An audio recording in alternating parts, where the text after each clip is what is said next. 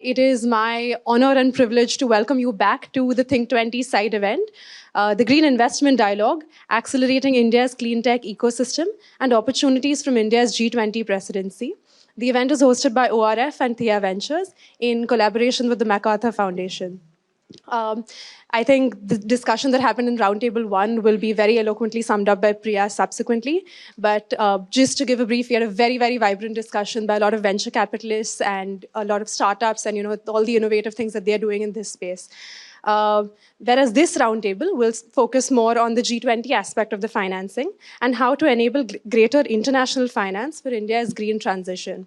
As we all know, this comes at a very, very relevant period in time when India holds the G20 presidency, and we look to collectively address the global challenges before us. So thank you all again for your time and support, and we welcome you to the Green Investment Dialogue. And with that, I will hand over the floor to Mr. Mihir Sharma, who is the director at the Center for Economy and Growth at the Observer Research Foundation. So over to you, Mihir. Hi, thank you everyone for turning up. And we are going to keep this a little light because there are just about enough of us around the room for it to be a reason around the table, for it to be a back and forth conversation.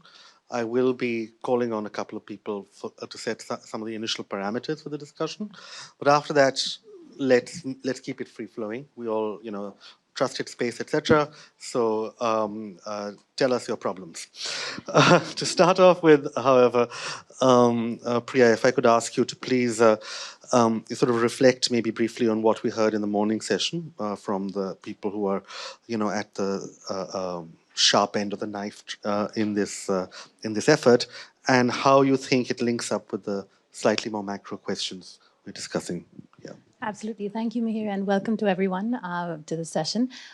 Just to sum up, in the morning we had about 10 to 15 startups and about 10 or so venture capitalist investors actively working across the climate tech ecosystem, so ranging from solar energy to energy efficiency, carbon, agriculture, water, and some really interesting perspectives around the availability of financing, so late-stage capital, different pools of capital, different asset classes, debt and project finance, etc. And then also the involvement of universities and accelerating deep tech innovation. So a lot of these climate innovations come with a significant amount of technology risk, they're hardware driven, etc. So the idea is to catalyze enough financing to actually move these out of the lab and essentially commercialize and link them up with corporates. And lastly, we talked about the customer readiness. So essentially early adoption of some of these technologies beyond just solar and EV, but into the larger aspects of climate, finance and climate sort of carbon reduction, and how these can essentially be accelerated at a larger scale. So this overall, I think, very nicely links up to this afternoon session, which is essentially around enabling international pools of finance and how these pools of finance can eventually trickle down through intermediaries to some of the startups and other sort of ecosystem enablers doing work on the ground. Thank you, Priya. And as all of you know and have seen everywhere endlessly, this is India's G20 presidency year. Why are we talking about it in this context? It is because there is an element of the G20 that is very directly related to cross-border transnational financial regulation, and that has an impact, therefore, on the flow of financing into some of these sectors that we care about. So I'm going to ask Suranjali now, who is a senior in Task Force 4, which is of the T20, which deals with some of these issues, to reflect on how they're relevant for climate finance. Thank you. Thanks, Mihir.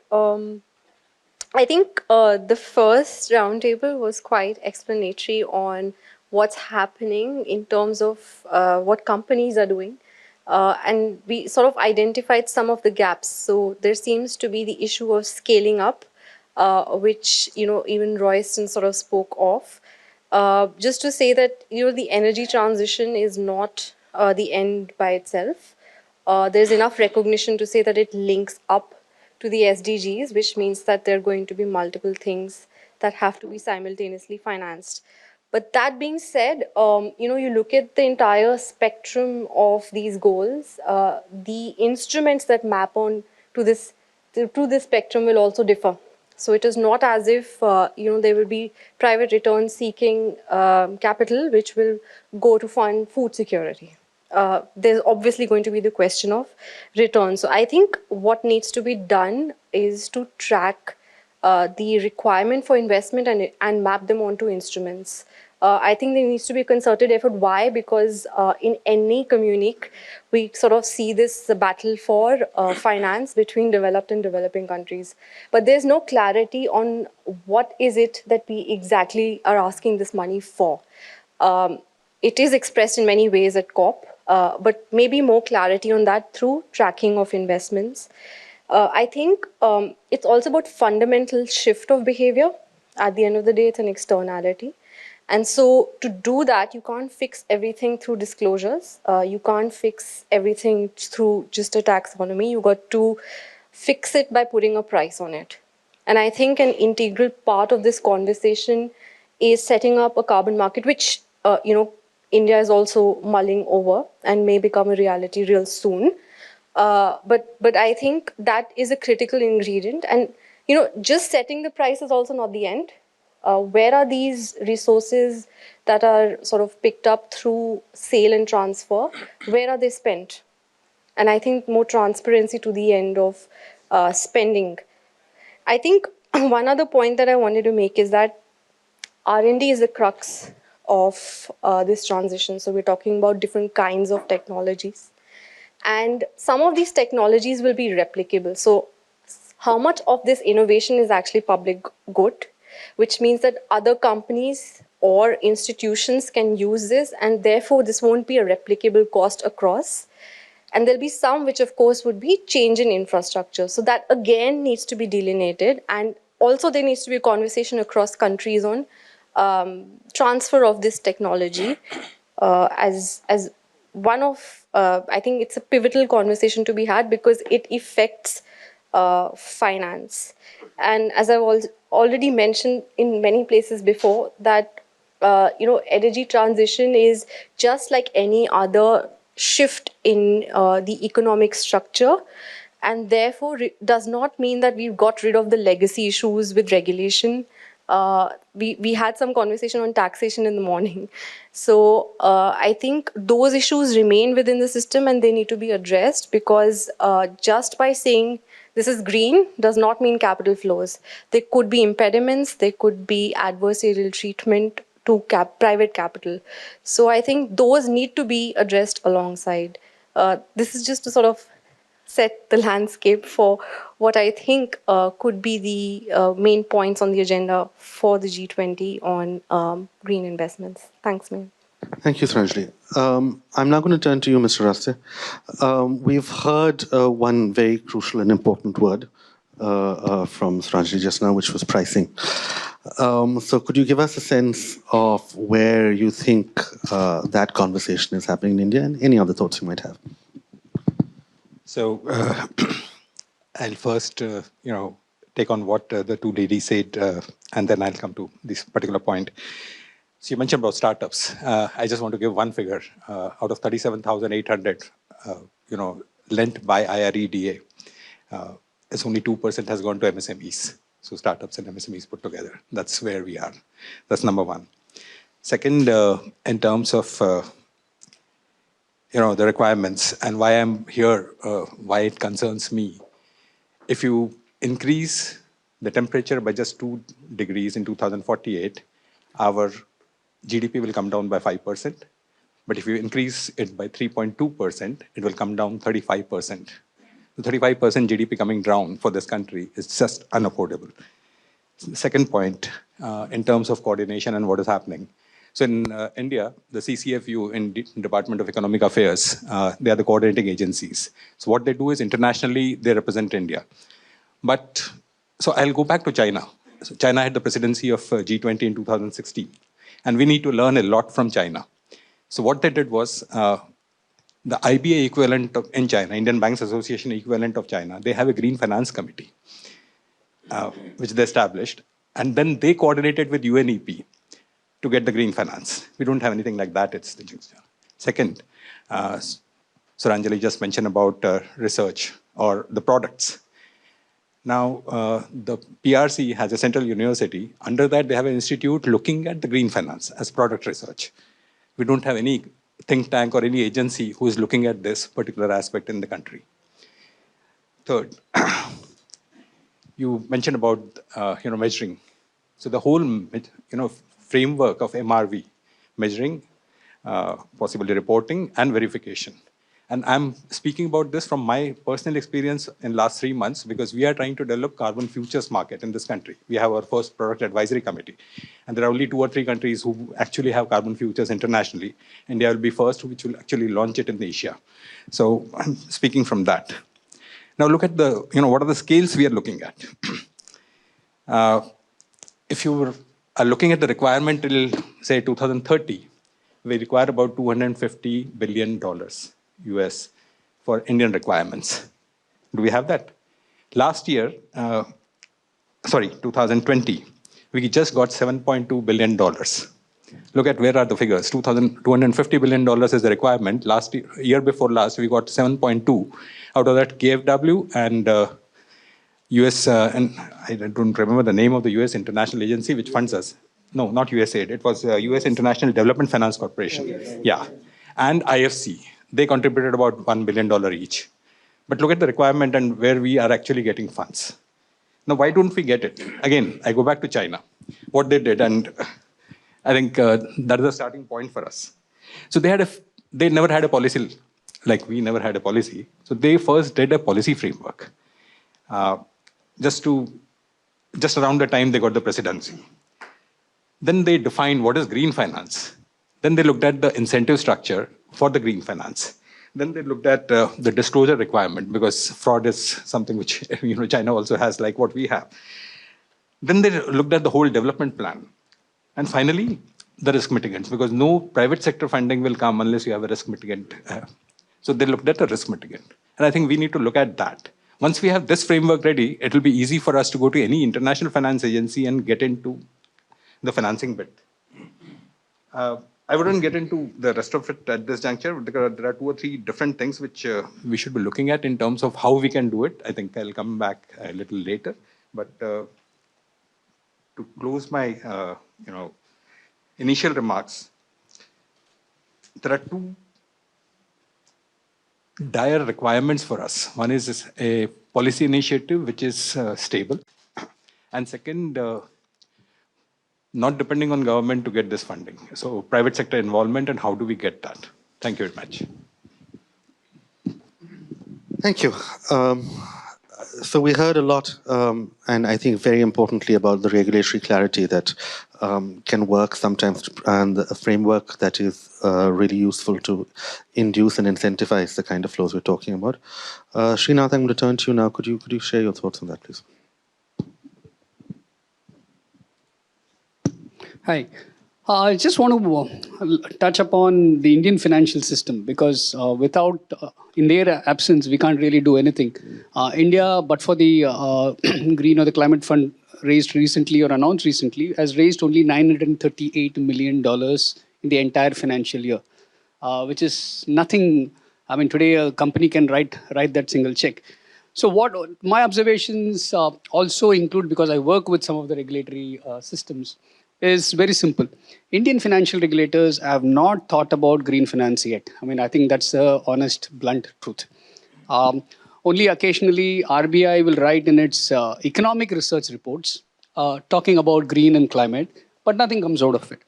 RBI, SEBI, IRDA, they actually regulate sectors which are sitting with huge sums of domestic capital, but they don't know how to deploy. And if I were a banker, there is no incentive for me to even think green. I don't have the luxury of time to say I'm going to think of green framework, because my bonus depends on it, my share prices depend on it. So unless regulations can help me catalyze, saying that classic example is priority sector lending, agri, MSME, or women borrowers. Regulations actually said if you don't do it, I will penalize you by docking your capital structure. So we'll have to bring something like that. The other one, some of you would have seen this. 38 Indian banks were tested last year for climate. Their entire portfolio was tested for climate resilience. Guess how many passed? 0. 0. The entire Indian banking sector has 0 climate resilience. So you have lent money, and if something happens because of climate change, nothing happens. The other one is, unfortunately, we go the extreme, right? So we either do greenwashing or green shaming. But I have a worry about the third. I call it green clinging. Don't beat around the same topic again and again. People get offended or bored or simply switch off. Can you educate your own borrowers? Can you educate your own supply chain folks about green? In India, for example, we don't even measure beyond the first level of suppliers. So the first level of supplier, we will do all the tick mark, hashtag ESG, hashtag compliance, hashtag everything. The second level, we fail miserably. And that won't pass muster with international audience. So we must have certain frameworks which I'll touch upon. The last one for me, more concerning, is again about the regulators. The regulators, this time, I don't even know the number of G20 meetings the regulators are participating, probably 35, 40 in finance. If only they spend 10% of their time in climate finance for India, I think we would have a framework by now. I think that's a learning from G20. Probably next year's budget would have something called hashtag climate finance, and our regulators will wake up. I hope there's somebody from financial regulator here. Please take the message back home. The last one, I think, if we don't have these four, I look at these are 4 steps for climate finance or any finance, structured finance. Ability to assess. We don't have that capability today. Ability to measure and the world to trust that measurement. That's also suspect. Third one is assurance. We expect somebody else to come. I mean, initially it's like Indian companies wanted ISO certification, somebody to assure you of something. So can we bring in assurance practices for climate? And the fourth one, very important, is data governance and taxonomy. I mean, the only taxonomy I seem to read or India has is ORF's green taxonomy.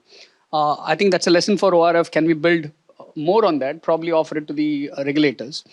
But regulators' real understanding of green probably stops with one of the green days we can celebrate every year. That's about it. Thank you. Thank you, Srinath. I think we understand now, or we're beginning to understand now, that there are certain gaps in how regulators understand this, and definitely there are certain gaps in how they view the threat that maybe stranded assets can pose to the Indian system. And we have a couple of people around the table who do have things to say about that. But before I turn to them, Akhilesh, I'd like you to sort of give us your initial thoughts. Thank you. First of all, I think given the fact that the topic is G20 and India's role in that, maybe it's good for us to zoom out of India. A bunch of challenges, of course, India has, but I think that's true across the world. People are beginning to grapple with what green is, the idea of greenwashing, what regulation should be, what assurance should be, what disclosure should be, is a very evolving field. So I think the first service we can do to ourselves is to stop self-flagellating. Because to some extent, the whole world is trying to figure this thing out. This is a big transition that is taking place. And I think we should use this occasion to then see where and how the global coordination can take place. This is not just a local issue. I represent here the National Investment and Infrastructure Fund at NIF, and we've been among the larger pools of money that have been raised both locally as well as globally. And we are beginning to see some very interesting things that take place. When we talk of green, there are sectors that get spoken of. Something will happen in renewables, something will happen in electric mobility, something will happen in batteries, etc., etc. But very quickly, you have to move back from the sectors to which are the entities which are servicing that, and who are the promoters and partners that capital can back. And that becomes an interesting challenge between linking global capital and the local market in a sense. And to that extent, there is a significant role that various funds, and I know a bunch of funds are here, can play in terms of creating that intermediation, which educates, in some sense, both the international audience on what is possible in India and, in some sense, levels up the entire ecosystem that is here in terms of what is required by the global ecosystem, as financial ecosystem, as well as what is good for the climate. So moving from projects to entities to partners is, I think, an important concept that we need to think about. The other lens to look at is the type of capital that we are trying to get in as part of this global flow of capital. Again, 3 types of capital move very, very easily, especially if there is a commercial project entity or a partner that is available, whether it's equity, and we're beginning to see that In renewables, there is practically no dearth of equity that comes in. Actually, equity is even moving into electric vehicles, the charging infrastructure, etc., etc. In the renewable sector, we can begin to see a lot of debt also flowing in, global debt coming in, and it's gone even further with a lot of yield capital beginning to come in with the pension funds, etc., coming in. So I think one of the things that we need to recognize is that there is a continuum of people or technologies being at the startup stage all the way to utility, and the composition of capital will be very different. So by the time it comes to late stage entities like NIF coming in, for us to be able to pool in capital either on equity, debt or yield is relatively easier if the technology has scaled up, if the adoption in the market has taken up. Where there is significant need of coordination globally and for capital to flow in is in what are new disruptive technologies where equity is required. Somebody is willing to take that risk. And that is where the entire conversation of impact capital or blended capital, etc., somebody willing to take that risk needs to come through. And of course, there will be a lot of challenges when you are taking up some of these startups in either new sectors or new technologies. People will not know what they are reporting. People will not know whether the impact will be positive, negative, etc. And if we can unlock that capital across G20, and it's not just a question of whether we do it only for India, because I think the forum is a wider one, that can help us come to a global solution as opposed to trying to just talk about India. I'll leave with one last point. There is limited conversation that we see happen on climate insurance. That's a conversation that we are now beginning to have with a bunch of insurers, reinsurers, etc., because especially as you deploy capital, there is significant risk of what is happening, to the point that Srinath mentioned about the banking ecosystem. Till yesterday, and I used to work for one of the larger banks here, obviously we did not know that this was a risk that we needed to either track or worry about. Now that this is becoming an important issue, just knowing the risk is not useful. Knowing then how can you insure it, and hence what sort of premiums do you need to pay? Is it even insurable? Is it something that anybody is willing to put capacity, as the insurers would say, down for? Is an open question. This is very new for us also, but I think again a global conversation to be had in terms of saying where this capital comes in from. So some of those points, please. Thank you. I'm going to start throwing this open now to discussion. So people do want to move in. Ideally, they sort of put their name tags up vertically, and then I'll come to them. Mr. Bhaskar, we'll start with you. My biggest fear is in the area of policy making. The government talks of greening, yet it brings an ethanol policy which allows more sugarcane to be used, especially in a state like Maharashtra where sugarcane should not be grown. Two, you talk about stopping groundwater extraction in Bombay, but you don't stop that for the rest of Maharashtra. When a city starts sinking, that's the time we wake up, and it's only one state that has banned groundwater extraction. The crisis is there, right in front of him, in the making. You bring out a policy that's only going to complicate things further. And then you talk of green climate change and reducing emissions and controlling emissions. It doesn't work that way. Thank you. Mr. Roy, you had begun to put your... So, I will just start with a very, contentious contentions of, how, if you look at the entire financing landscape, over the years, climate finance, green financing, ESG financing, sustainable financing, a lot of terminologies have evolved, and we have seen it happening because we didn't have the right kind of frameworks to work upon, and it has to work upon at a very larger scale. In fact, I remember, when I was in the banking, I've seen the asset financing evolving over a period of 10, 15 years. That kind of landscape we don't have. That kind of time frame we don't have. It is very fast. Climate change is an imminent concern, and for that, we need to work across multiple levels.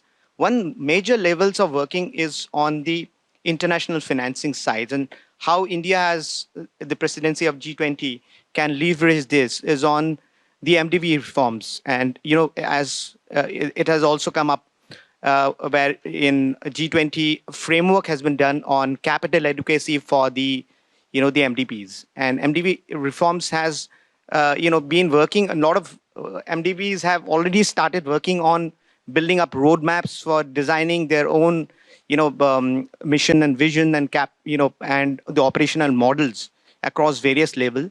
There is a growing concern within MDBs also to being more of facilitator, because you require more of facilitative role.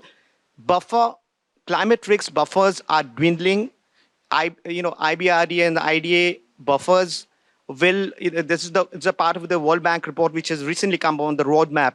They have said that the kind of buffer they have currently as a part of their own capital will last only up to 24. That's a very serious concern, because they will not have any funds for the adaptation related aspects of it. There may be some funds coming in from mitigations, but this is a very important serious concern, how MDPs will be able to generate adequate amount of buffer to mobilize and then deploy it for various aspects. MDP's role over the years has also been changing from being a direct provider of capital, and in fact, they have been providing a lot of debts. That's also been criticized, whether they need to provide more of concessional line of funding, and that concessional line of funding should also be more systematic. As earlier what has happened, it has to be more systematic and focused, trying to build institutional capacities within these countries in order to develop their own structures of mobilizing catalytic vehicles, concessional line of funding, maybe risk-sharing facilities, guarantee supports, which needs to be more widespread. It cannot be a single, the kind of efforts which has happened over the last decades. That kind of efforts cannot, work right now, because the time is very short. Coming on the, the national level at India, how they can leverage this exercise. India has to develop certain level of frameworks across taxonomies. So we have actually, over the years, we have evolved from sustainability-based funding to something called a transition financing. Transition is something which is imminent. It's going to happen, and we need to prepare for it. How you prepare transition finance is basically to create a roadmap and think about across sector, across industries, what are the different facets of decarbonization pathways that will be required to reach out to the net zero level. There will be certain sector like hard to abate industries where the transition may be more difficult, where they require a more kind of either some kind of concessional funding supports to adopt more of green hydrogen to decarbonize. So this kind of transition pathways has to be built up both at the national level and at the subnational level to work with these respective industries, help them to build up their own transition plan, and then started working on the financing side of it. Financing will not be one single solution. It will be a combination of grants. It will be a combination of grants, equity, debt, concessional lines of funding, and there will be multiple institutions who will be involved. So we'll require the support of the early stage investors, equity investors. We'll also require the international funding to come in. And also, this has to come up as a facilitator, as a catalytic vehicles to mobilize more of private funding to come in. Banking institutions are one of the major, as Srinath has mentioned. We cannot leave banking in India out of something called green financing or transition financing, because they represent a very important part of the overall the ecosystem. And it is high time for RBI being a part of the NGFS. They have also seen how other central banks are working. They've come up with green guidelines, and though they may have certain kind of lacunae, transition taxonomies, green financing guidelines by the central bank will pave a lot of roads for more financing to happen in the sector. Thanks. Thank you. And I think we've heard something now about multilateral development banks, the first time in the conversation. We've heard something about what the traditional banking sector should be doing. Ms. Muller, you hang on. You put your thing down. Still up. Yeah. Okay. Great. So maybe you could tell us a little bit about where you think philanthropy should be going. Yeah. No, in fact, I thank you so much for all the comments, and I think I have your cheat sheet, because I'd come very prepared for moving beyond our individual roles in the whole scheme of thing and really looking at it as the largest possible problem. Finance is one thing that makes everything move, and finance usually follows either returns or accountability. Both of which right now are not built into this ecosystem where we want green investments to follow. So we need to actually step back and look at it beyond the individual players and really look, if we want to create an environment which is accountable or providing us reasonable returns, what do we really need to do? And coming from the background of philanthropy, watching organizations operate from almost negligible budgets and hostile environments, I think, for me, there was like 7 things that are very important when we talk about any kind of shift in any kind of environment. One, firstly, is awareness. Are we really aware? Because especially in the space of climate, green, etc., I find the language is our biggest barrier.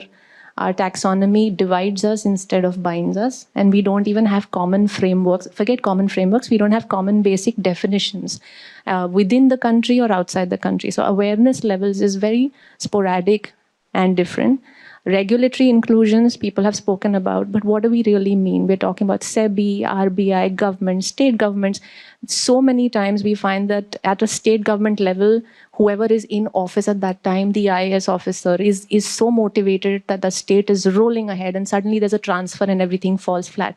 So what are we talking about when we're talking about regulatory inclusions? It's not just important to include, but we have to have champions in the system. Is the system rewarding them for it? Or are they individual heroes who are working on it because it's their passion in life? It's about time to look at this issue as something that is urgent, important, something we need to be passionate about, and make it so commonsensical that it becomes a must to do. And that cannot come from a place of passion because everybody cannot be passionate. And different people have different passions in life. So it needs to follow a pattern of common sense and accountability. Then is, yes, today I have money and I want to invest. Where is the product? What are simple products, and are people aware of those products? Are those products being measured? What is the return? What is the common understanding of measurement that is being returned? Incentives have to be built in if finance has to come in. And are we at a mature stage where incentives are, one, built in, measured, and known by every stakeholder around us? I'm not so sure. And last but not the least is we have to de-glamorize this thing. It is risky. It is non-viable. And like everything important, it will be risky and non-viable for a decent amount of time till economies of scale picks up. But till that happens, we have to also be eating the humble pie and saying, yeah, it's not glamorous. It doesn't look neat and clean. And there will be a lot of losses right now. And till we don't sit back and speak of it very neutrally like this and try to encourage that whole Samaj Sarkar Bazaar collaboration, this is always going to be something that a few passionate people are striving for, but the mainstream is not involved. Our first thing, and I hope G20 approaches that, is how to get the common investor, common person, common officer to bat for this. And therefore, we have to go back to the basics instead of talking about finance first. You have to ask about why finance in the first place. So, thank you. Thank you. Actually, that last point is something that maybe we do need to think about. There's a certain rationality that we may need to reintroduce into the discussion sometimes. Mr. Mazumdar, we heard something about MDBs, but also about how the G20, this is a G20 year, we have to think about triangular partnerships, for example. So maybe you can tell us a little bit about what Exim Bank does there. Yeah, of course.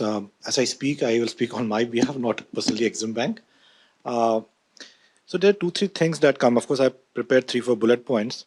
But as ma'am was just mentioning, and I just had an opportunity to be to Geneva a couple of times.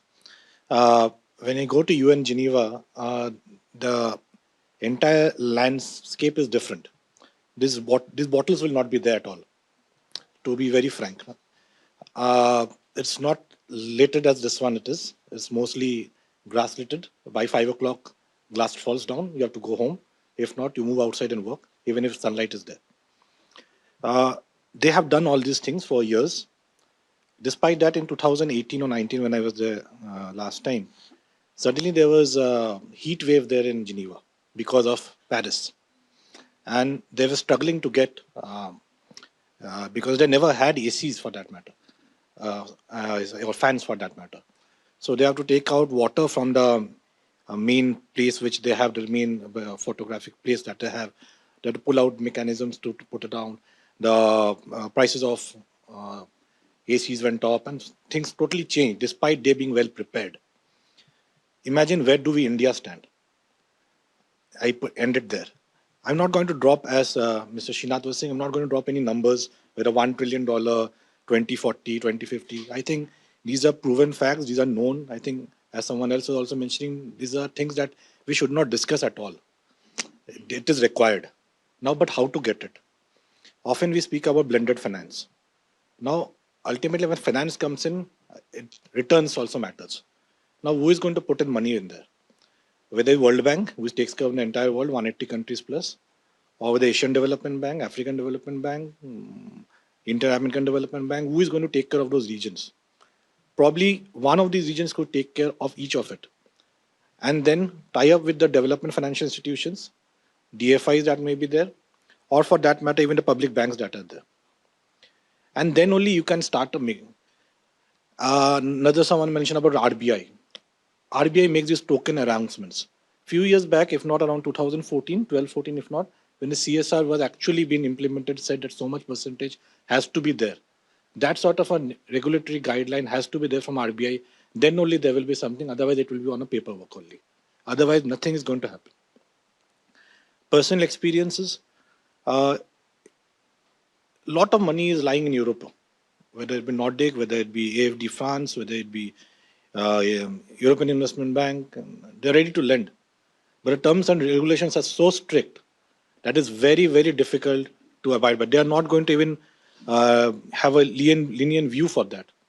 And the reason being not only Exim Bank for that matter, even State Bank of India, largest commercial bank in India, even if they would like to go on, they will not be able to follow those rules and regulations to capitalize on the fund that is rising there. So and in fact, even the E&S framework that they put in across, while we want to raise money from them at a very concessional rate, they're ready to give. But we have to follow those rules and regulations.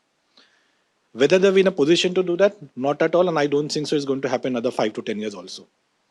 I won't say that G20 is going to be a talk shop, but there has to be some commendable things that has to be told, since India says that we are going to make the change that required to be there. 2-3 things are there. One is that G20 can come together and decide upon a common accepting minimum framework. This is something which I just divide. So which can actually say that these common acceptable minimum framework, whenever someone is going to raise money, at least the G20 countries should see that at least these are being abided by and they should be open to it. They should not go it a further step so that they do not deserve who actually want it. So this is something that's something there. Second part of it is basically, which is I would like to say about not actually finance, a failure that had happened around 2015-16 that was on environmental goods agreement. So the EGA that was there, which was a lot discussed, and it was actually, why I'm pinpointing EGA is basically it's a developed country, not even a developing countries involved. Even India is not involved a part of EGA. So 54 products were identified under EGA, and around 46 countries were part of it, mostly European countries and OECD rather. But even then they failed to come to a conclusion that these particular products, when traded across the world, will be a product that can be classified and tariffs will be low for these products when actually traded. That also did not happen. So there's a consensus among those countries who actually try to preach, and I'm sure they are well off, they themselves are not able to come to a conclusion. Most of the trade that actually happens is not because, or not happening is not because of the trade agreements that are there, but because of tariffs that are there, the non-tariff barriers that we call. Those has to be more flexible so that trade happens. And G20 may be one of those framework, apart from having a financial framework that can happen, where the trade agreements with these companies can come together and decide upon that these products, when traded across globe, should not be. I'm just lastly, just to explain what I wanted to say about EGA. Let's say a pipe, which is a state-of-art pipe being produced in a developed country, let's say France. That pipe, if it's imported into India, I'm just taking name for the sake of it. India may have to, when it's importing, we have to pay tariff for it. Now that pipe, people will say that that tariff can be used for building a wind power. The tariff can be used for even using for petrochemical, which again is harmful. So now if that particular pipe is being used for a reason that has been framed under EGA, then they get the tariff benefit out of it. So if the end use is clearly mentioned, then you can actually benefit from it. Hereby what it is. Thank you. Thank you, Mr. Bafner. Mr. Braganza. I'm not sure where to start this sort of input, but I would like to look at each of them as distinct categories of pools of funding. So we look at the global investors, we then look at the global governments, we then look at global companies, and then we look at global philanthropists. And I think each of these have immense pockets of funding that are available to what we are trying to talk about both in the morning session and here. I wouldn't look as far as China to see a success story. I would look at our own microfinance sector 15 years ago. We had a huge gap of about $50 to $80 billion. And all we did, so I represent Grameen. We won the Nobel Prize 2006, 2007, we launched in India. And we did 4 or 5 key policy level changes. One, I think to what Srinath and Rahul talked about, was putting microfinance within the priority sector lending. That immediately got bank commitments, bank funding, and forced in some ways the banks to lend. Second, we created a new category called MFI NBFC, which then was able to get a lot more specific treatment. Third, we got the ECB window opened for foreign debt. So the point, therefore, is what is that type of enabling regulation that we need? I mean, when I spoke at the UN General Assembly 4 years ago, it's a $30 trillion gap for SDG financing. India probably has about 5 to 6 trillion in my estimate of that SDG financing gap itself. So it's not something that philanthropy or social or foundations can meet. It needs mainstream equity, it means mainstream debt, it needs mainstream funding. So the return paradigm is clear. It's not debatable whether this is going to make money or not. It's about how do we get into that zone where it starts giving returns and therefore blend in such a way. It's the most, I shall try to use a parliamentary word, confused term of blended finance. Each one thinks that it's put into a blender and some sort of nebulous in-between mid-path emerges of what is a return. Is absolutely not. It's about optimizing for each stakeholder. So the risk investor gets a maximized return, an impact investor gets the maximized impact, and that really is what we launched as Grameen Impact in our SDG impact bonds. So we said we bring risk investors in to put risk capital to get their maximum return. We bring guarantors in of foundations and global philanthropy to provide the guarantees that would de-risk. We bring outcome funders in like companies, for example, Coca-Cola, and they outcome fund a water bond, or Shell outcome funds a clean energy bond, or Nestle, a food security bond. So how do we find and create ecosystems that make it viable to invest in each of these instruments? And we are not interested in the $500 billion or the $5 billion bond to list on the Luxembourg Stock Exchange, though Pierre Gramegna invited me to create one for that. I said, rather than doing a $500 million bond, I would do 500 bonds of 1 million each. Because my social impact enterprises, my SMEs need 2 crores, 3 crores, 50 lakhs. So if I sit and do $500 million bonds, then to distribute that will take me 10 years and these will all die on the vine. So how do I create micro bonds, create an enabling ecosystem to provide that funding, monetize the impact that they are creating to be able to bring down their coupon, because they need debt. They don't need this whole morning session talking about equity, seed capital, equity investors. We don't want our social entrepreneurs to dilute. Why are we giving them? That's the only option. Go to a family office and they'll take equity stake. Let's provide them debt. Let the government put its money where its mouth is and put a de-risking model so that we can then excite global investors in. Microfinance has global investors. It has governments, philanthropy, MDBs, companies, philanthropists. Everyone is in it. So the same model in a more thoughtful manner, completely politically incorrect, but scrap every definition of RBI's PSL, of SEBI's SVCF and MCA's Rules 135 and replace them by the SDG indicators. There are 17 goals and 169 indicators. Why are we having all different language under each regulator?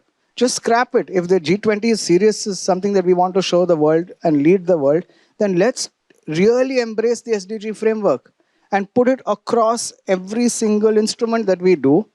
And then, I'm already getting calls from Argentina or Nigeria and others. Do a Global South bond on SDG 5 for women across these 3 geographies, or goal 7 for clean energy, or 6 for water, or 2 for food sector. I'm showing off. But the fact is, how do we do a true catalytic model that can bridge this, and then list these on an SDG exchange, which again is a global way to get international funding. I'll stop there. Thank you, and I'm sure there's a lot that people will want to respond to in those ideas. But first, Mr. Tucker, I think yours is up. Thanks. Yeah. Okay. No, thank you, and thank you, Roshni. I think that sets it up nicely for what I wanted to say. I think I work a lot with private capital across the globe, and not when I say private, not just private return seeking, but also philanthropic and not return seeking as well. And when we talk to them, I think there are 4 specific areas, and a lot of around that has already been said that come up in the challenges that they encounter. Right. One is prioritization of where money should go. The second is instruments and models of engagement. The third is intermediation, and I would broadly say the information ecosystem. And I think the fourth is measurement. And again, and there's a lot that's been said, and we'll try not to repeat some of that. But maybe going through each one of these, and I've sort of put them in the order in which I think the gaps exist, and each one of these have significant gaps and challenges. Prioritization has been, compared to before, there is a lot more talk, there's a lot more focus, there's a lot more attempt to really think about the climate whenever investments are made. And I was just having some conversations before, and compared to, say, 3 years ago when any conversation would be, yeah, climate is great, but we have bigger problems, let's think about that. It's moved from there to say, okay, everything that we do needs to factor this particular thing in. Instruments, models of engagement, I think that there's been also a lot said, but one of the big challenges here, at least that we've heard from global investors or global funders, has been around how, there's been incremental innovation around instruments that have existed. So for example, equity or debt, how do we think about changing the rate of return by a few basis points to reflect, and make it green, et cetera, et cetera. But potentially needs a lot more innovation. The area where I want to spend a little bit more time and then talk about that a little bit more is the intermediation and the information ecosystem, which I think is a significant challenge when global funders are looking at this, and especially when they talk with us. What we've heard from some of these funders is that, if when we think about where we want to direct our capital, India or the global south is large and complex, and it's very difficult for us to know what really exists, what is absorptive capacity, where can we direct capital so that we get the kind of impact that we need. And that leads to 2 challenges, right? I think one significant challenge is either that leads to very high transaction costs for folks who want to really do it right and really go down deep and figure out which project or which particular investment is going to derive the highest sort of social return on investment. Either that happens, or the other, which is a lot sort of more common based on whatever I've seen around capital directed by MDBs, is that it goes to what is easiest, or what is visible, or what they can actually see, and where the risk. In fact, one of the analysis that we did with a European MDB exhibited that while mission statements and a lot of what is said talks about a lot of these organizations wanting to take a lot more risk and all that capital is towards the highest risk areas, most of the investments, if you classify them on the risk spectrum, are fairly low risk. They are in structures with they know well, companies which are well known, large sized, and I think Akhilesh spoke a little bit about where the gap exists, right? And it's in that scale up space. So having that market infrastructure, which really helps oil and make sort of the commercial finance flow significantly smoother compared to the flow that happens towards climate finance, I think that infrastructure is almost absolutely missing at this stage. There's some effort which is being put in, but that effort is very bespoke. It's not systemic. And the final, I think, area that I wanted to highlight was just measurement. I think, again, a lot has been said about that, but at this point of time, there is fairly early in the game, a lot of introspection around even whatever happened, has even that delivered impact? And how do we think about doing this right? And it's a little unfortunate because, a little bit, some of this needs more risk taking, but there is this thinking that, okay, are we delivering impact? If not, can we pause, figure out how we do that, and then move forward? So that is slowing things down as well. I think, however, if I think about the G20 agenda and what governments can do, I think it is exactly this sort of market infrastructure, information piping space, which is the large public good where a lot can be done. I think how do we create a piping which allows capital, a lot of which I understand, and we have again done some analysis which looked at how much capital is committed, how much is actually disbursed. And when we think about that, I mean, for climate finance, I don't have the exact numbers with me, but it was in the 20-25% average range. So there's 75% of capital which is committed, sitting on the sidelines, which doesn't really have the right kind of piping. That capital will go somewhere. I think the piping needs to be developed so that it goes to the right kind of initiatives and projects. Thank you. Ms. Faizada. We're shortly going to be going, start taking responses, so start preparing your responses. Yeah, thank you. Thank you, Tushar. Actually, your point very well connects with the point that I was trying to make. So it's a nice segue into what I wanted to cover. I actually wanted to take a minute to slightly make a longish, convoluted argument when it comes to international climate finance and a topic that I think has not been spoken yet, but it's very relevant to G20. I represent a global think tank called the International Institute for Sustainable Development. We work and specialize on energy subsidies. And one of the biggest commitments that is sitting at the right heart of the G20 communique is phasing out inefficient fossil fuel subsidies. And the reason why that is often talked about and has a long decade of narrative building is that it's one of the most effective ways to raise capital that can be then channelized towards developing nations and their needs. So there are two problems, the way I look at this. One is mobilizing the existing pledges, as Tushar was referring to, where we've also run some numbers and we found that if you look at the multilateral climate funds, only roughly 44% of the pledges that were made to India have actually been disbursed. So there is no doubt a lot of capital sitting there, but because of the kind of topics that I think a lot of us have talked about in terms of the reforms that are needed in the Indian financial system itself, you're not being able to capitalize on it. So there is that problem of mobilizing what has already been pledged, but there is another problem that we are seeing from the G20 conversations that happened in Bali as well, around scaling it up, which is around the new collective quantified goal. So I think if you look at what the presidency of India needs, I'm not so sure if we can ask, as I think somebody also talked about green clinging, to raise this capital when we are not prepared ourselves to take control of it.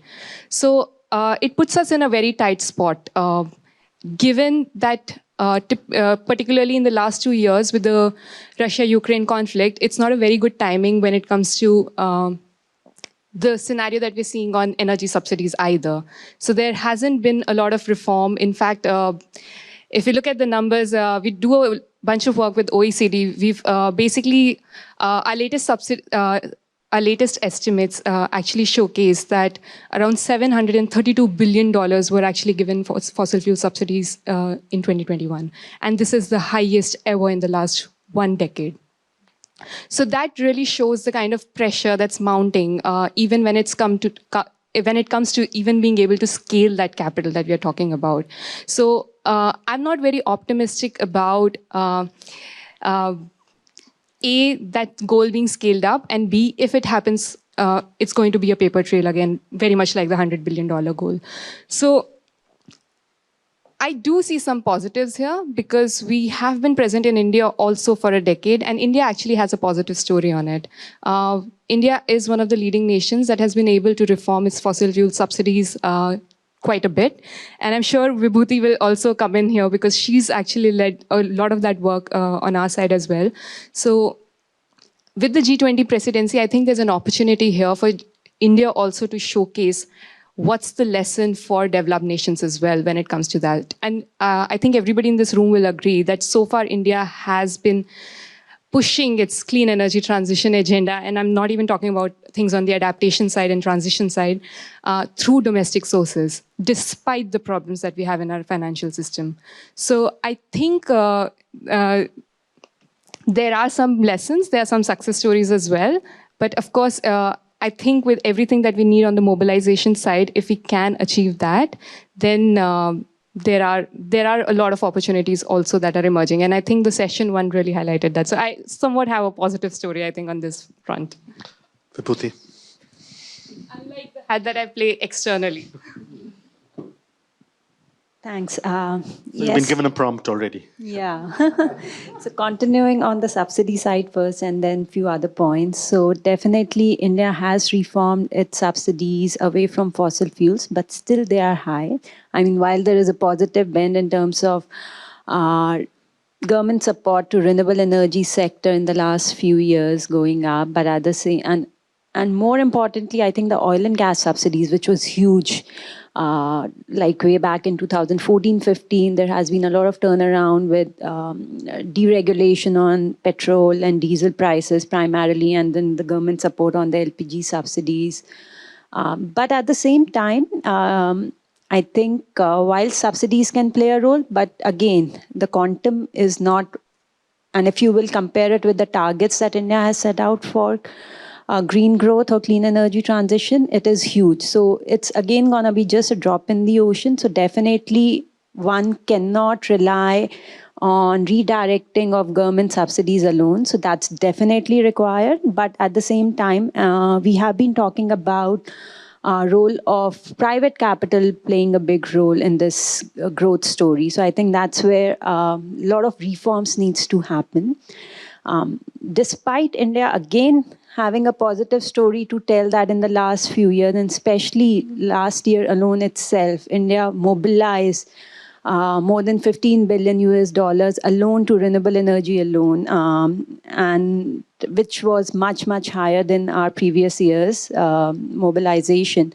But again, we have what the targets that we have set out for 2030. We need about 500 billion of financing, which translates to about 150 billion of financing. And here we are talking about just $15 billion to renewable energy alone. And if you consider the entire ecosystem with transmission and transportation and everything together, about 40 billion. So we need to massively increase the scale to 3x to 4x times. So that's where the gap is. Nobody is taking away what India has done well, but I think the acceleration of financing what we require is much, much huge. And that's where some of these reforms are very, very critical. Public money can play a big role, especially for nascent technologies, and that's where we have been talking about government, supporting, say, under green hydrogen mission or the sovereign green bond issuance that the government has come up. And under that, they are giving partly to so many different schemes or so many different new technologies, which are at a very nascent stage, and private capital considers it riskier. Even, while we would want that private capital does not shy away from investing in risky business, but that's in reality that does not happen. So that's where the role of blended finance, that where this role of MDBs playing that kind of a role by pooling in that much of capital, but because the cost of financing is again a big issue. I mean, financing can be made available, but if the transaction cost or the cost of financing is high, it's still the viability of all those solutions become still a big question mark. So how do you bring the cost of financing down is again very critical, where you really need to then work on policy risk, where you need to work on off-taker risk, the greenwashing risk, because while that's where the importance of having clear definitions, clear frameworks, because the bond markets in India is still underdeveloped. And that is primarily because the off-takers or the investors are still not aligned with the ESG principles yet in India. So that's where the information asymmetry or their preparedness is is not there. And that's where, the role of having a proper framework can play a big role. SEBI came out with ESG rating. Again, it's been almost an year and we don't have the proper, okay, there's some background music. Yeah, music to our ears. So that's where we need to address all of these gaps if we really have to make the cost of financing more, kind of make the projects more commercially viable. I think also there's another thing on the demand side obligation. So unless there is also that aspect of creating more demand side obligation for these technologies, the offtake risk or these technologies being deployed at large scale becomes again difficult. RPO, for example, played a very big role in helping states, no matter to push them to come out with more and more auctions or contracts. So that's another thing. And I think in the last session, just last point, where there was a lot of discussion on the critical mineral side or diversifying across the ecosystem. I think the other thing which India needs to develop is the ecosystem approach and not just looking certain technologies in isolation. So we really have to look at across the value chain, and that's where a lot of focus has been. And I think G20 can again play a big role in diversifying some of these critical minerals because India does not possess all those critical minerals. So how do you again help in diversifying the global supply chain, how you can help in further having standardized frameworks across different countries, because the same set of investors and the same set of developers even in India are looking across developing projects in many other countries, especially for the green hydrogen aspect. So I think there's a lot that can be done as part of the process. Thank you. Mr. Srivastava.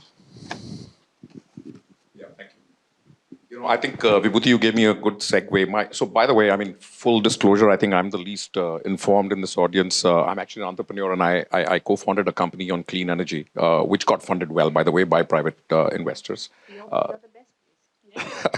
So, a couple of points that I would make, because the topic being bringing greater international finance to green for India's green transition.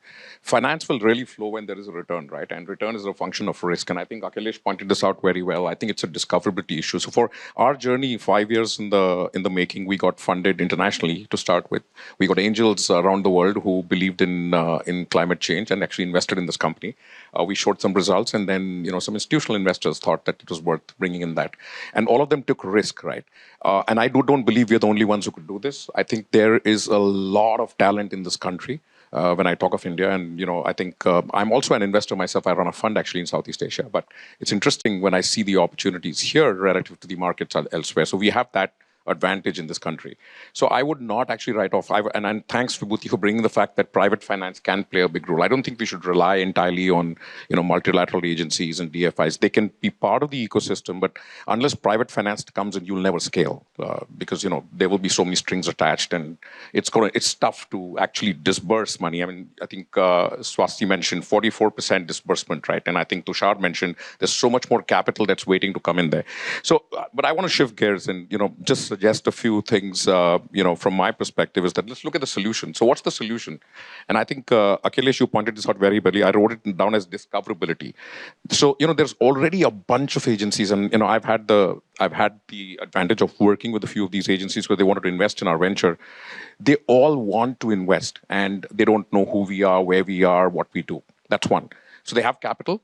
They have appetite to take risk, but they just don't know. So discoverability is a big, big problem. The second thing for international finance or any finance is risk mitigation. And I think there India could play a role in G20. Imagine a world if we could set up a platform, just like we're good at doing platforms in India, right? I mean, we've got a UPI, we've got We've got the financial, and it's doing very well. And I travel in Southeast Asia. I think everybody asks about UPI now. It's a great democratizing tool for finance at a personal consumer level as well. Imagine a world if we were to do that for G20 to start with, and then the world to say, here are all the opportunities for climate finance in India, right down from the projects to the products to the technology. And I'm biased towards technology because we're a deep science company ourselves, but there are other things beyond technology as well. It could be agriculture, it could be processes, stuff like that. If all of that was to be put on a platform, and at least there is an agency which now makes it discoverable. So that's one. Second, in financial markets, and again, I'm perhaps the least qualified to say this, but there is a model you could build where you could underwrite the risk at an aggregate level. And that's what I think institutions such as yours and also the Exim Bank would do in the good old days when I was at college, where if you could go do business in the US, they'll extend a loan to you so that you can build the product, send it out, get some dollars back in India. It worked. We could do that now here as well, is to build that platform, from a discoverability standpoint. The third thing is, look, at the end of the day, there's no free lunch. Whether you're a multilateral agency, you're a DFI, you're a private finance, you want a reward, right? And therefore, there should be an incentive for reward. And that's something that, at a framework level, at a policy level, actually, I don't like to use the word policy, to be honest, because, when policy comes in, then stakeholders and then, people with with different viewpoints, and then a whole lot of bureaucracy to execute that policy, which takes away 2/3 of the amount that was decided to be given in the first place. So I just, I come from a tech background, and, we didn't have a IT industry, and we built a $170 billion, industry that brings, foreign exchange to the country. The IT ministry came into being after companies became successful. So leave it to the private entrepreneurs to do their stuff and, make it viable for a return. Light touch policy. And I don't think the government owes this for anybody. I think, it's everybody, an entrepreneur will find a way. And therefore, water will find its level. And I think we should leave it to that. So, those were just some of the things. One final point, Roy, to you, though, debt versus equity. You have a valid point, but, to be honest, in reality, debt cannot be the only mechanism. And, to your point of why should, social entrepreneurs have to, dilute? Well, social entrepreneurs, by definition, are there to make a change. Value or the financial outcome of that is an outcome, right? It's not a forefrush. So even if they have to dilute, so we diluted, at the first instance, because we said we're not in this to make money. We're in this to make a much bigger company. And if the company becomes big, we will all make enough money, which we are actually. So I think, we should not attach that tag of equity is bad. Yeah, but it sounded that way. That's why I just thought I'll take it up with you. Thanks. Excellent. Disagreement. I love to hear disagreement. Right. Ms. Swas. Sorry. I think I could give you a good competition for being least qualified to be here. I really genuinely am here to learn, and thank you so much. Yeah. We're here. Yeah. I guess, listening to you all, it's been incredibly informative. And I'm sort of sitting with two questions, two areas, really, of recipients for this financing. One is one that's very well known, it's understood, it's still seen as risky, but the capital flow it's flowing. And then the second one is actually more an area that's you were beginning to touch on, and that whole kind of, it's really unknown. We don't know what the mechanisms are yet. The first one, this kind of known area, is renewable energy. It's really beginning to hot up. But I want to come back to your point, Sir Anjali, about this multi-solving, to use a very popular word at the moment. Like, we really do need to simultaneously solve for multiple SDGs at once. And, we're very good in the finance sector of kind of bucketing. We like our nice, neat areas, right? I'm financing renewable energy. And I think there's a question in my mind about how we spread a mindset in those investors in energy to help them say, well, actually, it's not just energy. It's actually, I want to be the one that's catalyzing the circularity market here, the sector. I want to be the one that's actually solving for our food security issues over time. And I can do that because, the amount of land that we're going to need for this huge target is phenomenal. So any investment I'm making is going to have an impact on all of this. Now, what that needs is, and I think what it needs from the kind of DFIs, is to stand up and really demonstrate the spirit in which they're standards are written in. The people that write these things are, incredibly intelligent. The way I see them circumvented in renewable energy in particular is incredibly intelligent. But you look at these tick boxes, you look at the kind of approaches that are written down and recommended. There are so many reasons why they can't be done. It's not just that people don't want to do them. It's the pricing structure, the lack of any kind of bridging finance for those sustainability mechanisms, total lack of patient capital, that kind of thing. So how do we, as a finance sector, actually ask the DFIs to stand up and actually say, right, demonstrate that to the spirit it's meant to be kind of embedded in. And I think the ask of the G20, therefore, is to really harmonize on what that capacity building for and governance mechanisms and the policy clarity on the policy pipeline to multi-solve can be. Don't just go for these big numbers that are like 450 gigawatt of renewable energy. Say what that can catalyze as well. Ask people to work with multiple different issues at once. Now, that's going to need a degree of complexity thinking that maybe we don't have, and that's going to be pretty interesting, and we're working on it. But yeah, that's my ask, I guess. Coming to the point that you were beginning to get into with agriculture, nature-based solutions, transformative adaptation. We haven't even worked out what they look like yet, let alone how you actually put in measurements that mean that you can have impact bonds or outcome financing. So how do we speed this process up? We have no time. We might not be a mature sector here, but these taxonomies are taking, they could take decades. So how do we speed this up? How do we get serious about the pace of change, given where we're heading? To your point about 35% of GDP being lost, that's the least of our worries. The reality of what's going to be happening on the ground with the health crisis, the water crisis, the food crisis, what that is basically an indicator of is scary. So how do we speed this up? And so what I'd ask for is some sort of meaningful task force that's cross-border, that looks at sprinting these softer elements that need the financing. Work out what that spectrum of instruments is. We have a toolkit. So how do we work with the uncertainty, but use the intelligence that we already have? So yeah, two big questions that I genuinely, I don't know. Yes, thank you. Yeah. Yeah, it'll go. Just to briefly respond, but also raise a larger point. So I think we spoke a lot about multilateral banks. We spoke about public financing. In the private banking sector, though, there have been some examples of banks outside of India, especially in Europe. So BNP Paribas and HSBC that have specifically come up with green bonds and a sort of green asset framework around it. So if there is any possibility of exploring that here in India, so looking at the private banking sector, how can we pool in green assets in energy efficiency and solar and all these eligible categories? And then finally, how do we select them, validate them, do the governance, the reporting, and make this a viable asset class? That was one piece. And so we'd love to hear everyone's thoughts on that.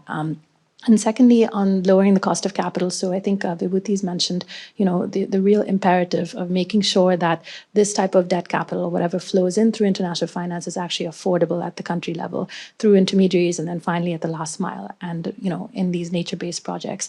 So I think there are possibilities potentially to explore discounts on interest rate if countries actually achieve sustainable targets. So if they're actually, doing biodiversity projects, if they're able to measure that through particular carbon credits or through tangible metrics, we could potentially come up with some incentives for those in the G20 countries and other developed nations, because developed markets or the developed world can actually borrow quite cheaply in international capital markets. It's the developing countries that have those issues. And actually Uruguay released a framework on this not too long ago. So that's something just to think about, to put out there. Thank you. Thank you. Mr. Rust. So I take it ahead from where you left. So one of the examples which has been successfully done in India, Asian Development Bank for Indian solar generating initiative. they did funding. So that's a very successful thing which has happened in India. But you mentioned about green bonds, and I was just about to mention that, internationally about $167 billion of green bonds were raised. US had about 20 odd percent. China had about 17 odd percent of that. A small country like Holland, they had about 4%. India was much less than that. But then again, when we are talking about G20 and when we are taking it ahead as G20 presidency, what do we take to different countries? That's something which we need to think of. So if I'm sitting and talking to somebody in Ireland or Holland, those people are talking in terms of, say, green buildings. They're talking about clean transport. They're talking about energy efficiency. They're talking about pollution control. That's very, very different from we talking here about possibly power. And I quite liked what Nagma said in terms of, de-glamorizing. I remember about 5 years ago, everybody was running after, wind energy. Today, the fashion is solar. So we need to look at where the funding is going. That's number one. Second is to respond to Mr. Braganza and to add to what he was saying in terms of microfinance. I was also in microfinance, and from there the idea comes in terms of securitization and aggregation, where you aggregate the funding and then securitize it, and you get more funding for that. That is something which can be done in this particular sector. Also, what could be added was credit enhancement in terms of partial risk taking, and the private funders come in. But the biggest risk in terms of a private investor, because a private investor is looking at a short-term funding, and the green gap, wherever green investments are, they are very, very long-term. So that mismatch needs to be solved. And how do you solve that mismatch? And some of the multilaterals, like say JICA in Japan, they are giving, for Mumbai Metro, they are given loans for 50 years. How do you get into those and then get that funding? So possibly what Akhilesh was mentioning, possibly they could come in. There are two things which I thought, in terms of the retail banks, which was mentioned by various speakers, and how do they come in and what do they happen? Now, for retail banks to come in, they have something called asset liability mismatch all the time. So we need to go to RBI and look at that. That's number one.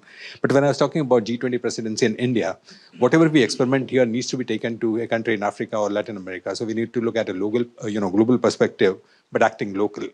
So all these experiments which we are talking, and I started with the framework, I started with the risk mitigation. We need to have a framework, we need to have a risk mitigation strategy, which possibly with an outlook that it will go to any of the African countries tomorrow or any of the least developed countries tomorrow. And that's something as G20 presidency will be in a position to give to the outside world. The last bit, when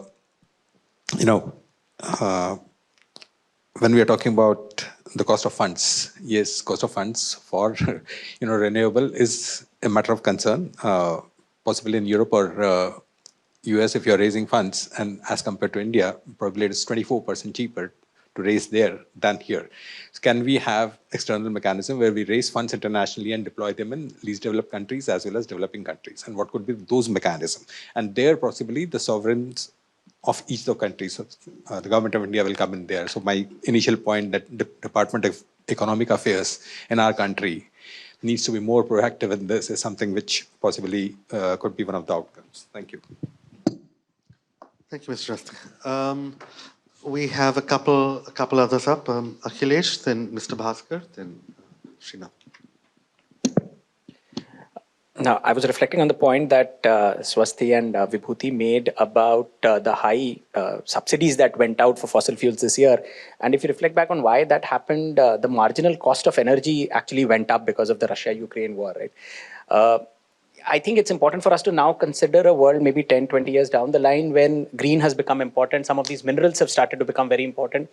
And the prices of some of these minerals are at the levels where energy prices today are. What we are already beginning to see in the world is a fragmentation where with China having a reasonably large share of rare materials, a bunch of developing world creating their own alliance of saying how they want to access some of these rare earth and materials. We will soon potentially reach a stage where some of these minerals become low in terms of availability and high hence in terms of price. And eventually we come to a world where we are giving subsidies because you have to make that viable again in India or some of the other developing world. It's important. It's great today. Everybody loves it. You give subsidy for green. Everybody loves it. But eventually this is a recipe for a trade disaster or a trade negotiation eventually a few years down the line, a few decades down the line. at some point in time, if we are again trying to solve for a global issue, we have to think about how we think about these minerals.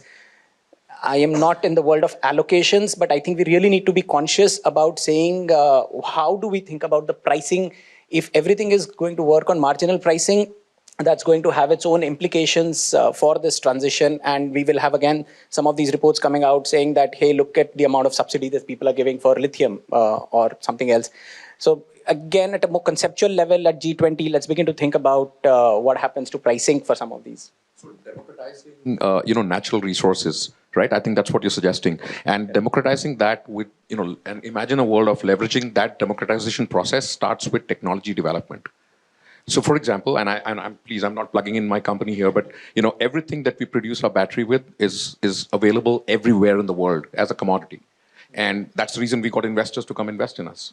And there is talent in here, and I'm sure in the G20 countries as well, which can actually drive that kind of. But if there was patient capital to come and say, go do this, go try this out, because you're absolutely right. Subsidies. I sit on the side where subsidies drive the wrong kind of behavior, really, ultimately in the long run. Absolutely.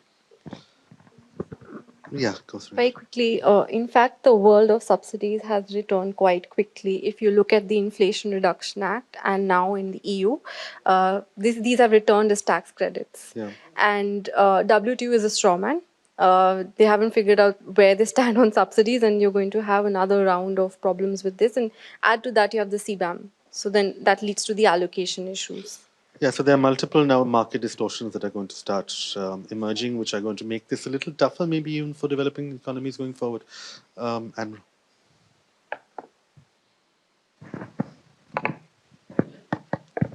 yeah, I just yes, he has on two this, fingers, so he'll just come in, and then we go to Mr. Bhaskar. on this point that has just come up on trade fragmentation, and I think Urvi has also been dealing with this issue. And there was mention of Inflation Reduction Act and the Chips and Science Act. And you mentioned technology being a force to democratize, but currently it is doing just the opposite. And technology, in chips particularly, it is just doing the opposite. It is creating now, very fragmented trading partnerships. And that includes, by the way, Chips and Science Act includes, out of the $54 billion act, $39 billion is for subsidies for US companies. So not subsidies in the US companies is now a major play to compete with the Chinese subsidies that the Chinese companies are getting. But that is on the trading side. And trade and technology both will play a major role even in the field of finance. That is something we have to keep in mind. But broadly, I think my other few points are, first, that the statistics that have been coming out, and as was mentioned earlier, I am perhaps on this table the least informed on. This is our side. On this side. No. This is. I am a retired Navy admiral, and in a forum like this, so I am here to learn. But few points that I take is, first is statistics that keep emerging for the requirements of the Indian, in Indian context. There are different figures, and I do not know how these have been arrived at, how these have been derived. There are figures which say the next 15 years we need $7.5 trillion. That is the general figure that is going around, which is much bigger than what is actually flowing in. But talking about G20 in particular, now in G20, the progress made by each country in terms of green investment and finance, what is the level at which we can exchange that point? Somebody referred to that point. How can we take up that G20 exchange on framework, on regulation, on policy, ecosystem changes? Who has done what better, so that combined, as obviously one size fits all will not work in G20. Each country will have its own peculiar requirements. But the good parts from G20 in 1 year under India's G20 presidency, that can come out. That can be an outcome. rather than a broader general discussion on green investment. A point was made, you talked about subsidies, and you talked about subsidies in the renewable energy, in the energy sector. But I would say that similar thing also applies to the agriculture sector. Farm subsidies are in the same way in terms of green solutions for fertilizer. Fertilizer subsidy plays a similar role in not allowing new technologies, green technologies to come forward and they are not viable. They can't be viable. So how can funding flow in? Funding cannot flow in because of the huge fertilizer subsidy that is given to the chemical fertilizers. It is not just restricted, the point I'm making is not just restricted to the energy sector. The subsidy issue is in all areas. And the last point I want to make is about supply chains related to minerals, resources, minerals. Many Vibhuti also made that point. You also made that point that, but yes, again, there is a Chip 4 Alliance, there is Supply Chain Resilience Initiative, etc., which is also because Australia would bring in the minerals, India would bring in the people with the talent, and some technology will come from US and Japan. Finance from Japan. And finance from Japan. So that completes the Supply Chain Resilience Initiative. So resources are part of these groupings that are being formed, but these groupings, again, create the same problems, as I said, fragmentation, which is taking place. Thank you. Thank you. So I'll just put a bracket around that supply chain conversation because I think it's a very important thing to keep an eye on going forward. It also means when you start thinking about transnational capital flows going forward, there is another constraint beyond what we have traditionally thought about here, which is that we're going to start thinking about companies or startups or projects in the developing world as facing resource access issues, and therefore they are going to once again be relatively disadvantaged in terms of financial attractiveness. So that's something we're going to start thinking about in the future. A final point about about the fertilizer subsidies, also in response to what you said. That's exactly right. It does work in the other way also, because if you have a government that for fiscal reasons is looking to reduce subsidies, then they do tend to throw a little energy into popularizing other things. And we've seen that, in fact, with the, if you look at the budget last week, then they have reduced the fertilizer subsidy outlay precisely because they hope that there will be more demand for other alternatives. Mr. Bhaskar. See, again, I come back to the same point that Arun Raste had talked about. The need for a policy is critical at the stage for two reasons. One, in the last two sessions, everyone's talked about energy because money is flowing towards energy. But climate is water, is air, and energy. Why is money going towards energy? Why is money going towards energy? Because energy has a pricing. Water does not have a pricing. Air does not have a pricing. That is where policy becomes important. Let me give you an example. You have one of the biggest water projects, Namami Gange. 8,000 crores, nothing happens. Why? 6 years ago, an Israeli water engineer told me that your government is stupid. We are making money. Yes, we are happy about it. But you're asking us to clean the Ganges even while you keep on allowing effluents to come into the Ganges. You first stop the effluents and then start cleaning. This is where policy goes wrong. This is where, unless you price water, unless you create disincentives for water and for air, you will only have money going towards energy, not towards water, not towards air, and those are going to be critical for India. Only one speaker in the last two sessions spoke about the water. And all the discussions have gone towards energy because there's money to be made there. Because Thanks. as you say, there's pricing. Sridhar? So I think, Bhaskar, I can summarize saying, "Kitna pani mein hum log." So couple of interjections. I think we are forgetting the native intelligence in local communities across the world. Our people across the world have seen climate resilience, have seen wars, starvation, issues at the local level. They have local practices which they've adapted. Recycling, upcycling, so many things. Is there a way to kind of crowdsource all of that as what has worked in similar territories? Can we share? Because it's great that all of us sit in fancy rooms like this and chat, but the actual practices are from there. And what do the startup ecosystem also do is the same, grassroots level reality. I think we need to bring that. Two, I think one point I have a concern is how is the Western world, I'm using the word Western world, the developed nations, going to build a trust with developing nations around climate, considering they never did anything.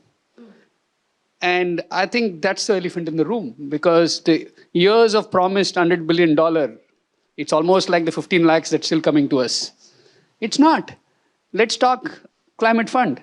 I think how is that trust going to be built? I think then we are speaking G20, whatever about green and climate.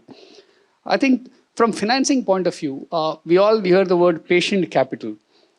But financiers have a disincentive because capital becomes a patient. So they have to churn that capital regularly. So which is why when, as Royston said, blended finance or whatever we do, what do we then measure? Profit, purpose, performance, and people. How do we stitch them together, the 4 Ps? And that's when we can say that our actual capital is working for us, whether money in any form, whether you dilute, the social entrepreneur dilutes or not, but in whatever form. Then the other point that I have is, if I were to simplify the entire connotation of finance, outcomes, we're all, I think, speaking the same language, ROA, but I think that A differs. Return on assets versus return on altruism. We'll have to blend them. What is that ROA for? I mean, a social entrepreneur will say, I'm very altruistic, I'm giving back. But the bankers can't say, I'm giving back. I want that capital back with something. I think we'll have to build that. The last one I think I just want to summarize is somewhere in the entire narrative about climate finance, what we missed earlier on in climate 20 years ago is we never brought the younger generation into the conversation. If those 10-year-old and 11-year-olds don't understand, are not sensitive about climate, I mean, it is their world. We're going to leave it to them. We're going to probably leave a messier place for them and messier public policies for them. How do we bring them, and what kind of literacy and engagement can we do? I remember that all of us, when we grew up here, we would have some painting competition talking about what's the need of the hour, society and all that. I think it's time that we involve children in this entire conversation about climate. Thanks. Thank you. Let's begin. A slightly cheeky way to say bye. I need to sort of leave, but I want to also mention the fact that we should leverage existing networks that we have. And I think we're missing that piece. Just the microfinance institute sector itself has 60 million households today. The ability for us to build, whether it's solar, whether it's water, whether it is sustainable agriculture practices, is tremendous. Everyone's trying to reinvent, their part of the wheel, and it's really, to borrow Bhaskar's word, quite stupid that we are, doing and reinventing. Why aren't we thinking about overlaying? Every of those households gets a solar panel, contribute to the grid, draw, building AI or ML to a blockchain to draw from the grid, add to the grid, and using that in much greater measure. So I just want to leave that out there because it exists as a distribution platform, as a platform to really build the type of numbers India needs. And to Bhaskar's point, the reason I'm jumping off is there's a water scorecard being launched, which I'm just going to be speaking at, and that's going to map every district with a scoring to see how are we doing in terms of water table management, where is the agri practices in those areas. So there is some, but yeah, this is all private and social. That's the challenge. But you're right. Okay, so I think we've gone around the table once. We've heard a couple of subsequent interventions. Mr. Tucker, and then anyone who has final thoughts, brief thoughts after that, love to hear them. Sure, thank you. I'll be quick. I think Srinath touched upon it, and that I think there's a subtext here, which I think is important to sort of articulate and recognize, which is that if we go sort of into a lot of the comments here, I think there are a number of comments which say that markets or private capital is a solution. There are a number of comments which say that they are not by themselves the solution. And there are some which basically indicate that policy or public providers of public goods are the answer.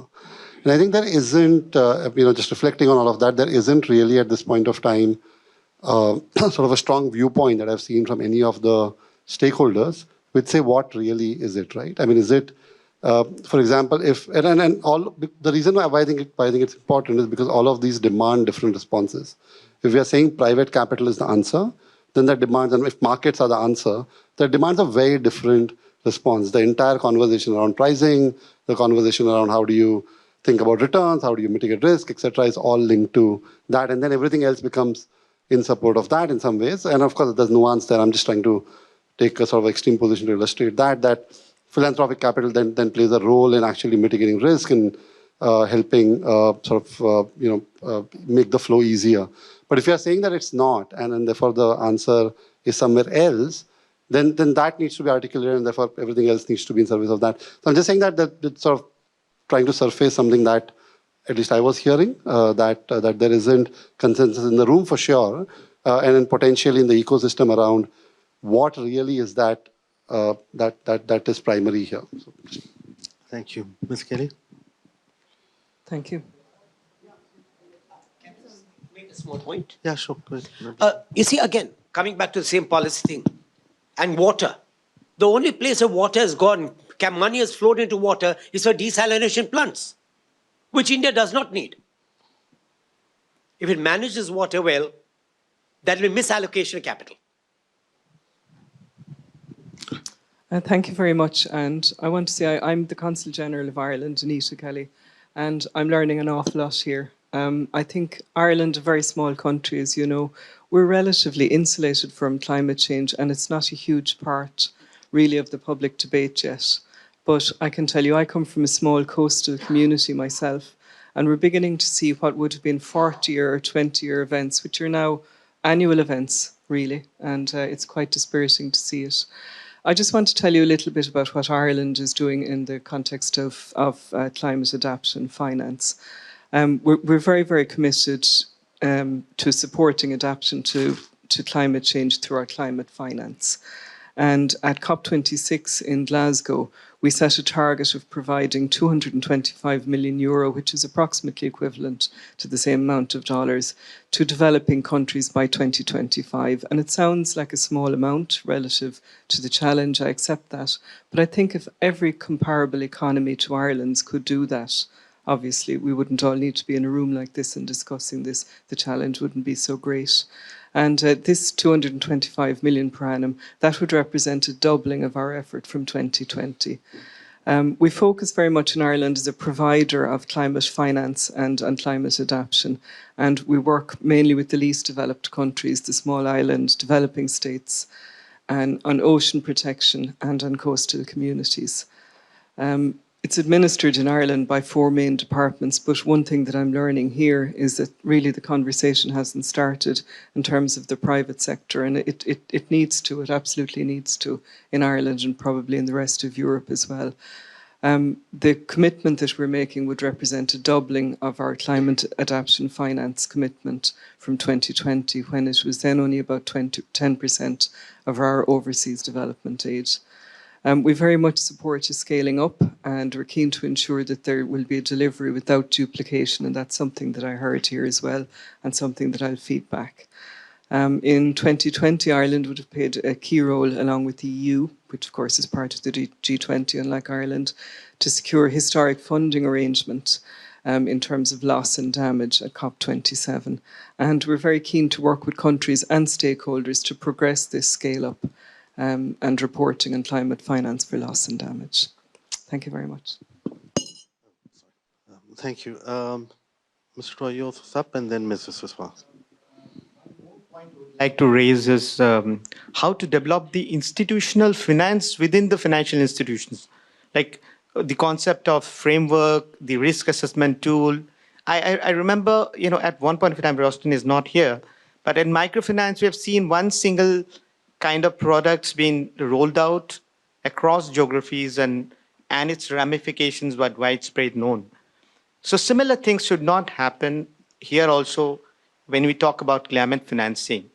There has to have some kind of customized, tailor-based kind of solution, specifically when we are talking about, financial solutions for the DRE applications, where more, low-income groups and affordability is a concern. In those areas, whenever we think about, giving some financial assistance, we also need to, have an idea about what is the underlying cash flow of those people, and then design financing solutions accordingly. Banks also need to develop their own financial, understanding about how they would, look at climate financing in a particular way. What are the frameworks they should use? It may not be in line with what is the conventional line of rating models, risk assessment parameters which they use. So it may require some sort of tweaking of their own, framework, because some kind of, conventional financing, when profitability assessments, debt servicing ability will come into effect, something like a capital leverage, all those issues will come into effect. Those kind of conventional risk parameters may not be apt for this kind of solutions, where we need to have more of lenient perspective in terms of how you assess the risk. There is a wider role for rating agencies also to design, similar kind of avenues. So a lot of capacity building initiatives need to happen at the banker side also, to understand what they perceive climate and climate financing is concerned. Thank you, Ms. Viswas. But Akhilesh, you had a specific response to that? No. Yeah. Ms. Viswas. Yeah. Okay. Mine is just a reflection, very short, that I'm wondering whether some of the language that we're using and the tone we're using, apart from potentially the learned gentleman at the end, is masking just how serious some of this stuff is. I think, coming to the point about the indigenous knowledge, it's very trendy right now to make sure that we're acknowledging indigenous knowledge, and it's absolutely right that they have some of the solutions. Things are changing faster than any population has ever had to deal with in the past. We do not know how to adapt at this speed. Nobody does. Just look at what's happening to the Yanomami now.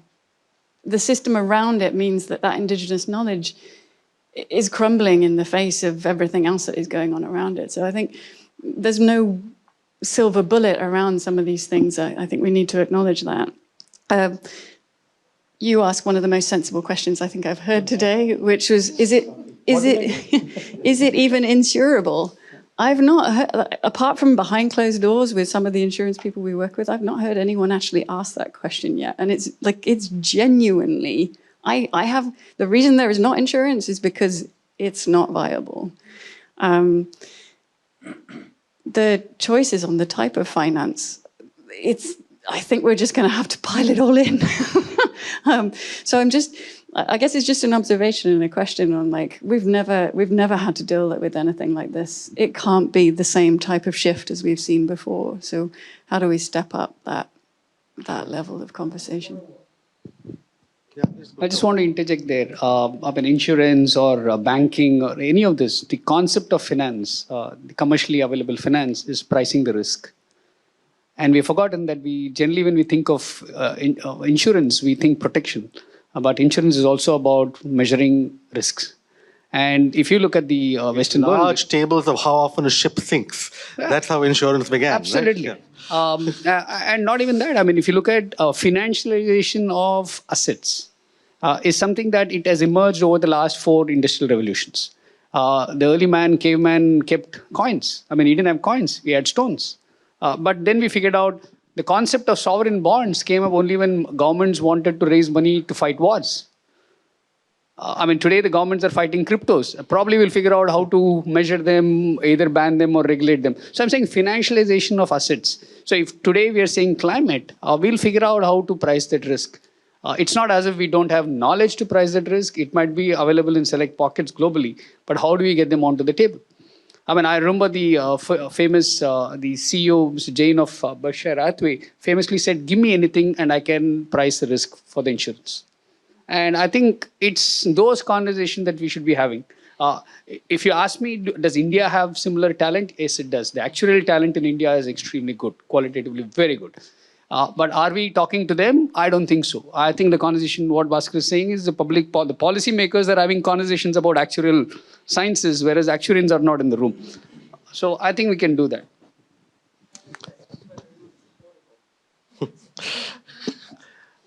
Swasa, you had a point to make? Yeah, just talk. Ho jayega. It'll come. Yeah. Just a very minor one to take, I think the point forward is also one thing that we need to probably consider is, at least I, in my knowledge, have not come across a vernacular or local narrative of international climate finance to begin with in India, despite the diversity that we hold. So even if we have to bring that indigenous knowledge around microfinance to the table, I don't think we even have a language that can bring that to the communities. Which, to for understand. example, is a difference from where microfinance was 15 years ago. Exactly. Or 20 years ago. Benefited also from the SRO that came up. I mean, until then, there was a conversation, the reputational risk, politicization of everything. So I think it's a cycle. We will get to that. Yeah. Okay, so there have been a lot of thoughts. We are practically at the end of this. Unless anybody has any last very brief thoughts, I think I'm going to wind up 8 minutes early.